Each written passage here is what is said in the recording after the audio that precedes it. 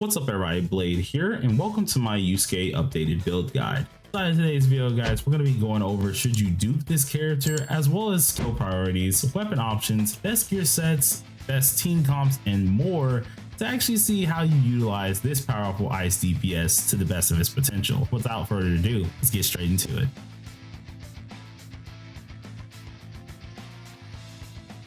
Yusuke Kitagawa, or Fox as many of us do know this character as, is a 5-star ice AoE DPS character who combines defensive capabilities with the strong probability of a damage dealer. This sounds rather real at first, but it works out rather well for him at least. This Insane Sustain has a few tricks up his sleeve, and with this in mind, seeing that he is the only character who can do this, he also is the only character who has an enhanced counterattack with a regular counterattack that does some massive damage. He provides himself with shield capabilities as well, which really keeps him ready for combat no matter the issue, but there are a few other things he can do as well. So let's go ahead and dive straight into his kit. To keep things moving, Yusuke himself is actually a character primarily invested with defensive capabilities. If given the opportunity, you want as much defense on him as possible to get the best outcome for performance in battle. This all boils down to pretty much his kit, starting with his passives. His first passive, named Creation, increases his damage when he gains a shield by a 7.5% value. This also goes over for 2 whole turns, which is pretty darn decent when you think about it. Though if this does sound a little lackluster for you at first, it actually gets a little bit better. In addition to what he already primarily just stated, this actually can stack up to 6 whole times, leading to a huge damage boost and boost in general for his actual kit. Now do take in mind, this is just the passive 1 here that he does have, and has not even went to the second passive that he also has. But the magic really happens when we do look at that second passive. So whenever he utilizes a skill that gives him a shield, which is going to be his skill 3, I'll go over that more later, it'll actually increase his defense pin by 20% for 1 whole turn. Now this may still sound a little bit mediocre to some of you guys, but with a character that has an enhanced counterattack and just regular counterattacks that proc multiple times in 1 turn, this is a giant stat increase. This allows him to not only do just of course a 1 AoE hit that does a lot of damage, but also allows him to then single target and focus 1 enemy, dealing some decent damage as well, seeing that he has that nice defense pin for that 1 whole turn.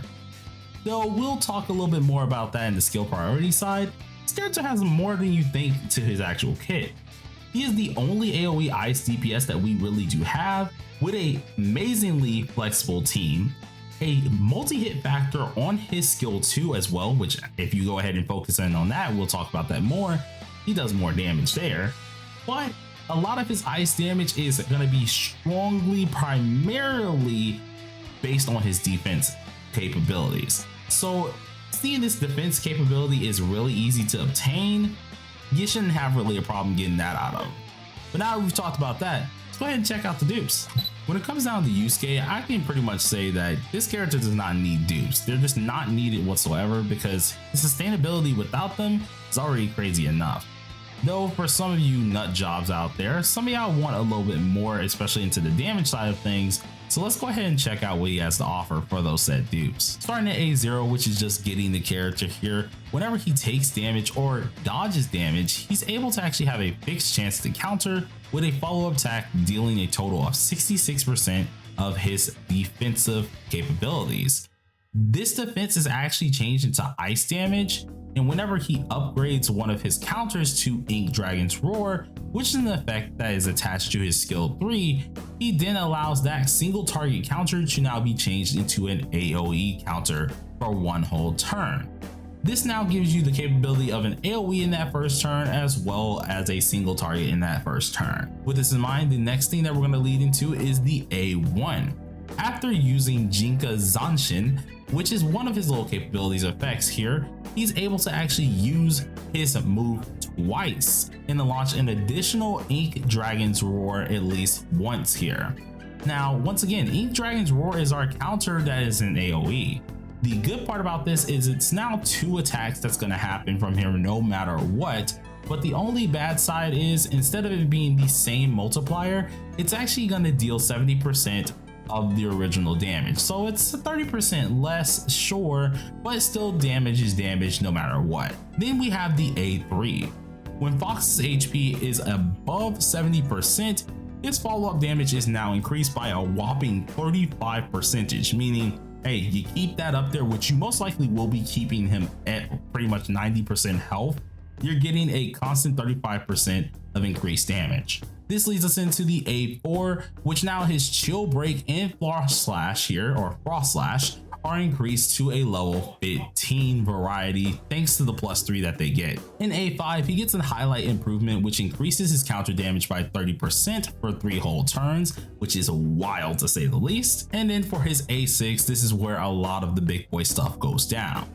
Dragon Dance and Ink's Dragon Roar are now upgraded to something called Craze Dragon Dance and Craze Ink Dragon's Roar. With this in mind, these skills can now inflict not only 2 hits, with both of them doing 70% of the original damage, but also getting an additional 30% defense penetration, which he already has some of that granted to him, but he gets an additional defense penetration, allowing him to deal a ton more damage to the enemy. This just makes him not only just a defensive character, but quite honestly, a huge asset to the AoE DPS side of things. But that's just if you get him to that standpoint. But let's go ahead and talk about the skill priority next. Something that's good about Yusuke is his skill priority order. The reason being is because this unit's skill priorities actually make sense in the order of how to set him up for battle correctly. Starting with his skill 3, Jinkazanshin, this is the main setup for his AoE counterattack and his damage capabilities. This move itself is very valuable, so you'd want to upgrade this first, later leading on into his skill 2, being Frost Slash. This actually hits multiple times at an enemy at random, though if you do hit an enemy multiple times, it does reduce some of the damage towards them.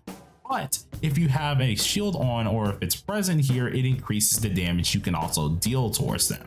So it's a little bit of a hit or miss sometimes. The third skill you want to go ahead and take a look at is actually the combat skills. It allows him to deal a decent bit of just damage in total, but also ice damage with his highlight, while increasing the chance of his counterattacks for a few turns, being up to 3 turns. This lastly leads into his kind of most useless skill for the most part, and that's going to be Chill Break. You don't really need to know too much about that one because it's just not worth the time. Now when it comes down to Yusuke, this weapon actually has a fair bit of options here.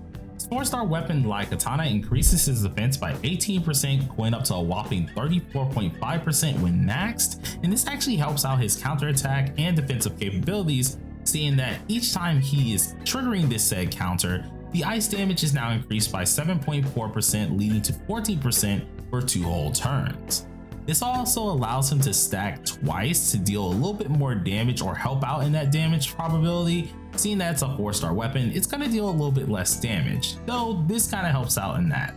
Its 5-star weapon is a little bit better, of course, because it's the signature weapon meant to be miles better, but damage wise and stat wise, you don't see too much of a difference. Probably like a 30k to 40k difference here, which isn't too far back. You're still dealing a decent bit of damage, saying let's say the person with the 5-star weapon does 140k, you're able to deal 100k, which is pretty decent for the damage category that you're looking at. Now for the 5-star weapon, which is Golden Shadow Slasher, not only does this increase his defense more by 45%, going up to 87% when maxed out, but it allows him to gain Guardian Spirit, which is an effect only able to be gotten from this 5-star weapon. This helps his counter damage by 2% when shielded, but it doesn't only end there. If the number of Guardian Spirits reach 6%, he actually then increases the counter damage by 30% up to 60% if maxed for the rest of the battle. So you're getting not only that nice old defensive capabilities just from the actual increase, but you're also getting an extra effect with the increase of his counter damage by 30% minimum. This 5-star weapon makes a huge difference inside of Yusuke himself though, but as I did state earlier, if you have the 4-star weapon and you do like 100k, the 5-star weapon you could probably do 140 to 160 in that difference range, which yes, it is kind of a decent bit of size difference on at least the damage, but not a huge enough difference to where the character feels utterly useless without the 5-star weapon. In my opinion, should you get the weapon? That's kind of up to you. I would say probably not if you're kind of crunched on at least currency, but if you got the currency, definitely pick up the weapon. But let's get into the next section. Now moving on to Yusuke's best build. His gear set is actually one that's been in the game for quite a long time, and a lot of us may already have it. And this is actually going to be the luxury gear set, which as a 2-piece set shown on the screen here is actually increasing his ice damage by 10%, later leading to a 4-piece that goes into increasing follow-up damage by 40%. This is really good, not only just helping out his ice aspects, but also able to help out his counter damage, seeing they qualify it actually as a follow-up damage move. This is his only useful set, so be sure not to swap up anything regarding this currently, or else you might lose out a lot in damage. As for the arcane card, you'll want to use the focus card, seeing one, when paired with luxury, it actually gives Yusuke an extra 50% crit damage, which can lead to some hefty numbers in the end, but this is also to keep a little bit of a thought process on the platform that gives him a consistent counter damage amount. Now when it does come down to at least the main stats that you're really going to be looking forward to with these card sets, I do advise you guys to go ahead and go with a defense percent moon or damage bonus. Not really too much of a huge difference, though for the rest of them you really want to follow them to the T. You would like a crit rate star, lastly going into a defense percent planet. Now when it does come down to at least the substats that you want to go for, I do advise you guys to go for, at least in this order, speed, crit rate percent, defense penetration, and crit damage percentage. This will allow you to exploit his damage at full throttle, and you'll just be able to get a lot of damage markers off of this. Now do keep in mind, once of course you have all of this at least in order, you will need Fox going first. His whole deal is to set up his counter and everything that he needs to then later on be buffed by his actual side teammates to really help out his damage. So 106 speed is what you want to have minimum to make sure he goes in front of everybody. Though for all of you weirdos out there, I do know there are some people who are probably questioning the arcane card side of things too, which if you're missing a little bit of crit rate, you could go with the growth arcane card, but that is the only thing you should really be changing here. You still want to make sure you have the stats needed, and you still want to make sure you have the damage needed.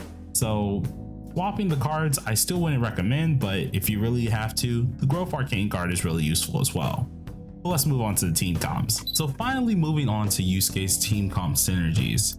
I have to say, this guy's teams can be really flexible and diverse. As long as you're keeping up his defense, he really doesn't matter too much, at least in changes. Though if you want the best for him, you might want to follow the two teams that will be on the screen in a second. The top team is going to be known as the meta team, consisting of Yusuke himself, Cherish for a nice offensive and insane defense capabilities, Yuki boosting his defense a bit more while also protecting the entire team with her skill 3, and then lastly Puppet being able to keep up your team's heavily guarded type sustainability and provide actually Yusuke with his own monster defense buff himself.